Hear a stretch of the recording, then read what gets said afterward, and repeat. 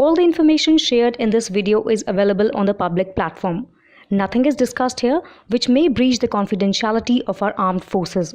Defense Detective respects our defense forces and works only on the information that is available for public use. Pakistan has postponed the opening of a nearly $250 million airport over security fears, dealing another blow to efforts to boost Chinese investment in its crisis-hit economy. Prime Minister Shehbaz Sharif was due to attend the inauguration of New Gwadar International Airport, NGIA, close to a port at the center of the $50 billion China-Pakistan Economic Corridor, CPEC.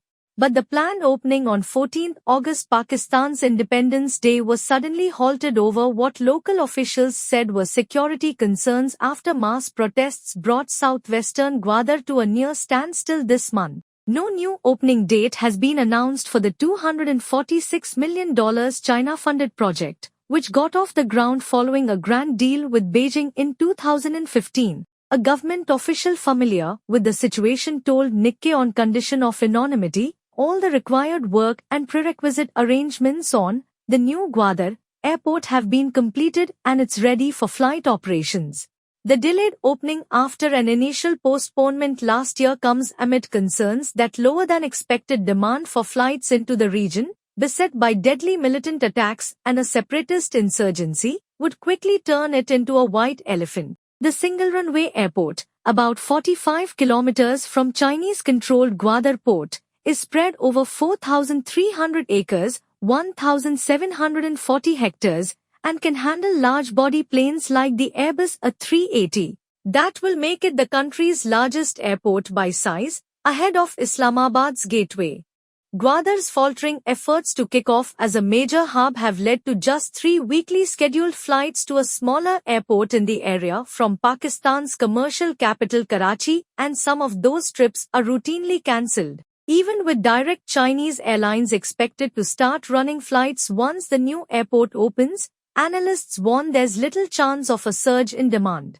Afzal Malik, an expert in airline economics, told Nikkei Asia, the inauguration of NGIA is symbolic in nature because it is not commercially viable for any airline in the short term.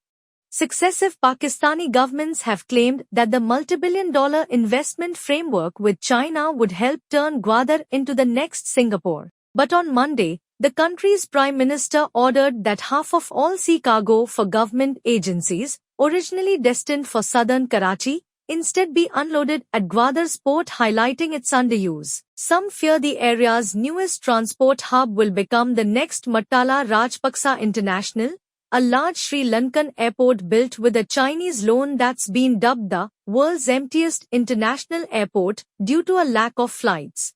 Mohammad Shoaib, an assistant professor at Quaid-i-Azam University, Islamabad, said that vanity projects are not new for the Chinese. They have built similar projects back home which have limited use. The Chinese are biding their time and the NGIA can be of use once Gwadar kicks off. In the meantime, NGIA and Old Gwadar Airport can be used by other support missions from China. This month, Gwadar saw huge protests staged by groups pushing for civil, political and economic rights for locals in resource-rich Balochistan province, home to the China-funded port. Beijing has grown increasingly wary about future investment after its nationals working in Pakistan were targeted in a series of deadly attacks. The country is grappling with a rise in militant activity ranging from Islamists aiming to topple the government to separatists seeking to carve out a homeland in Balochistan. Islamabad, already struggling with a shattered economy, has pledged to boost security for workers and, in June, said it would launch fresh counter-terror operations nationwide.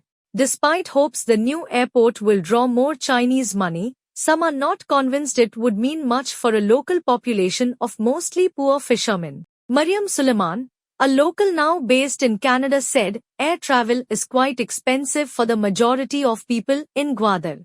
The airport is more to accommodate the government officials, diplomats and international delegations rather than the local population.